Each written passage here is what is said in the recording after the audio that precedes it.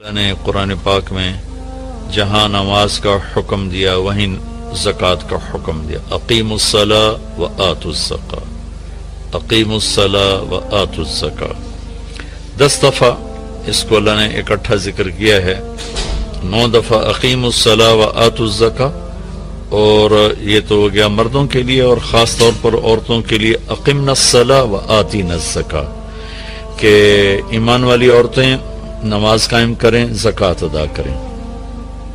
اور قرآن پاک میں 82 دفعہ مال خرچ کرنے کی ترغیب ہے۔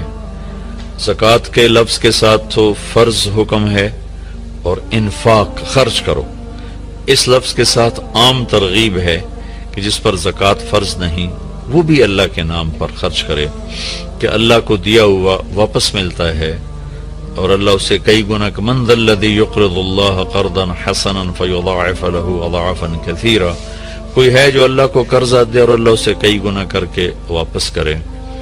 اللہ کا جو دیا ہوا ہے یہ اللہ کا فضل و احسان ہے۔ کسی انسان کی عقل، تدبیر یہ اسی وقت فروٹفل ہوتی ہے جب اللہ کی تائید شامل حال ہوتی ہے، ورنہ ساری تدبیریں فیل ہو جاتی ہیں جب آسمان والے کا فیصلہ بدل جاتا ہے۔ تو بھائی بہنوں، جن کو اللہ نے رزق دیا ہے، جن پر زکوٰۃ فرض ہے، میں آپ کی منت کرتا ہوں پورا آڈٹ کر کے، حساب کر کے، علماء سے پوچھ کر زکوٰۃ کو ادا کریں۔ جن پر زکوٰۃ فرض نہیں ہے ان سے عرض کرتا ہوں کہ اللہ کے نام پہ خرچ کریں۔ اللہ تعالیٰ فقیری میں خرچ کرنا اللہ کو انتہائی پسند۔ اللہ کے نبی سے پوچھا گیا سب سے بہترین صدقہ کیا ہے؟ فرمایا کہ تنگی کی حالت میں صدقہ کرنا سب سے بہترین شکل ہے۔ اور پھر اللہ کے نبی نے فرمایا داؤ مرداکم بالصدقہ، اپنے مریضوں کا علاج کرو صدقے کے ساتھ۔ پھر آپ نے فرمایا الصدقۃ ترد البلاء، صدقہ مصیبتوں کو ٹال دیتا ہے۔ ہمارے یہاں صرف کالا بکرا ذبح کرنا ہی صدقہ سمجھا جاتا ہے۔ کسی کو 1 روپیہ دینا صدقے کی نیت سے، یہ بھی صدقہ ہے۔ سب سے بہترین صدقہ ہوتا ہے کسی کی ضرورت کو پورا کرنا، جو اس کی عین جینون ضرورت ہے اسے پورا کرنا سب سے بہترین صدقہ ہے۔ باقی گوشت کا صدقہ بھی ٹھیک ہے، لیکن سب سے بہترین صدقہ ہوتا ہے جو کسی کی ضرورت کو سامنے رکھ کر دیا جائے۔ تو ایک دفعہ ایک عابد کی شیطان سے ملاقات ہوئی، تو اس نے پوچھا کہ مجھے ایک بات تو بتاؤ، تیرے یار کتنے ہیں؟ وہ کہنے لگا 3 قسم کے لوگ میرے بہترین دوست ہیں۔ ایک جو شراب پیتا ہو میرا بہت پیارا دوست ہے، ایک جو غصے والا ہو وہ میرا بہت پیارا دوست ہے، اور ایک جو بخیل ہو، شوم ہو، کنجوس ہو، وہ میرا بہت پیارا دوست ہے۔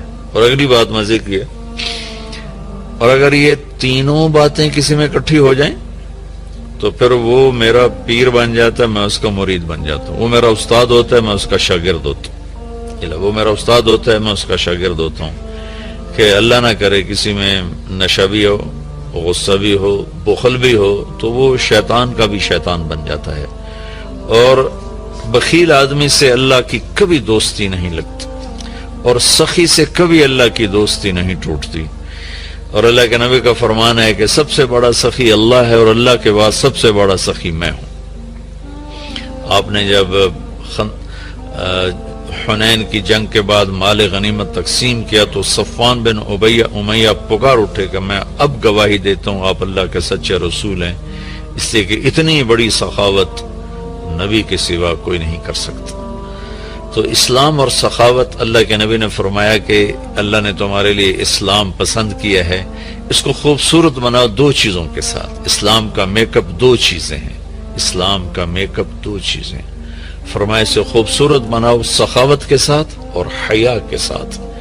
بے حیائی نے میرے معاشرے کو آگ لگا دی ہے۔ آج کا میڈیا بے حیائی پھیلا رہا ہے، ہماری نسل اس پہ چل پڑی ہے۔ مغرب کی تہذیب بے حیائی کی ہے، ہم تو حیا والی امت ہیں۔ کاش کہ کچھ ہماری نسل کو تھوڑا سا اس کا پتہ ہوتا، اس کی اہمیت کا پتہ ہوتا۔ دکھتی ہوئی رگ ہے۔ اور فرمایا کہ اپنے دین کو خوبصورت بناؤ حیا کے ساتھ اور سخاوت کے ساتھ۔ سخی اللہ کو انتہائی پسند۔